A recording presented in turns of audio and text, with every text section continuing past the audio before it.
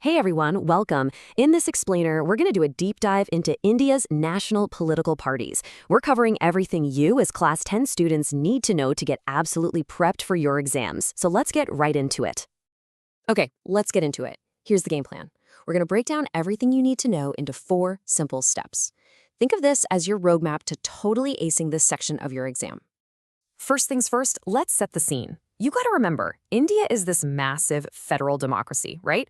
And that means political parties work on a couple of different levels. Each one has a really unique role in how the whole country runs.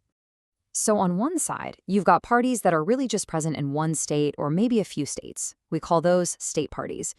But on the other side, you have these parties with a presence all across the country, operating in lots of different states. And those are the big players we're focusing on today, the national parties. So what does it actually take for a party to get that big national title? And, it's not just about who's popular. There is some serious, strict rules involved. Let's pull up the official playbook from the Election Commission of India and see what it says. Okay, so first things first. Every single party has to get registered with the Election Commission. But, and here's the cool part, the commission also recognizes some parties. When that happens, they get a unique election symbol, like the lotus or the hand, and they get other special perks like airtime on government-run TV. That's step 1. Okay. This is the part you really need to lock in. To be called a national party, a party has to meet 2 critical conditions at the same time. These numbers absolutely crucial for your exams. It's basically a 2-part test to prove they have both popular support and a real presence in government. So let's break it down. That magic number is 6%. A party's got to get at least 6% of the total votes in 4 or more states. And this is the important part. They also have to win at least 4 seats in the Lok Sabha. It's a 2-part test, you see. 6% vote share plus 4 seats. Got it? Good. So who made the cut? As of 2023, there are 6 parties that have cleared these tough hurdles and earned that national party status. Let's open up the data files and get the lowdown on each one. All right, first up, we've got the newest kid on the block, the Aam Aadmi Party, or as you probably know it, AAP. And wow, talk about a rapid rise. Formed pretty recently in 2012, it basically exploded out of that huge anti-corruption movement in 2011.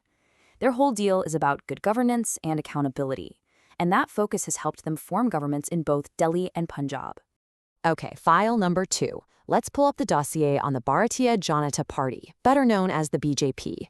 So, the BJP, founded back in 1980. Its philosophy is really rooted in India's ancient culture, built around this idea of Hindutva, or cultural nationalism. Their main goal is to build a really strong and modern India. After the 2019 elections, they came out as the largest party and are currently leading the government at the center. All right, who's next? Accessing the file for the Bahujan Samaj Party, the BSP. The BSP was formed back in '84, led by Kanchiram. And their core mission, their whole reason for being, is to represent and secure power for what's known as the Bahujan Samaj. That group includes the Dalits, Adivasis, OBCs, and religious minorities. You'll find their main base of support is in Uttar Pradesh. Okay, let's switch gears a bit. We're pulling up the file on the Communist Party of India Marxist, which you'll usually just hear called the CPIM. Founded way back in 1964, the CPIM is all about the ideology of Marxism-Leninism. Now, what does that mean? Well, they're pushing for socialism, secularism, and democracy, and they're pretty strongly against imperialism. They have a lot of support from the poor, factory workers, and farmers, especially over in states like West Bengal, Kerala, and Tripura. Okay, let's look at one of the real heavyweights, one of the oldest parties in the country, the Indian National Congress. You probably just know them as the Congress Party. Yeah, founded way back in 1885. This party was the dominant force in Indian politics for decades, right after independence. They consider themselves a centrist party, so not too far right, not too far left. Their main ideas revolve around secularism and looking out for the welfare of weaker sections and minorities.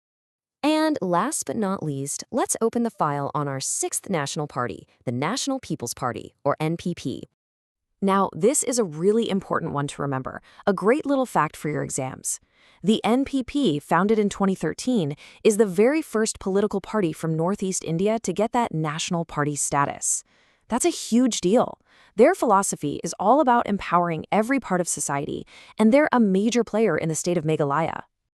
And there you have it. That's the lowdown on all 6 national parties. So let's wrap this up in our mission debrief and make sure we've got all the key takeaways.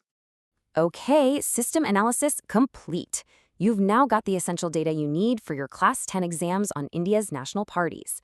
You know the rules for how a party gets recognized, and you've got a dossier on each of the 6 major players. That right there is your foundation for a top-scoring answer. Hey, if you want to keep this learning going and get more content to crush your exams, do us a favor, like, share, and drop a comment on this explainer. And definitely subscribe to the A1 Institute YouTube channel. For admissions, notes, or expert help, all the contact info is right there in the description below. And hey, don't stop here. Make sure you watch the other explainers for this chapter on our channel to get the full story. That's all for this briefing. You are officially equipped. Now go get ready for your exams.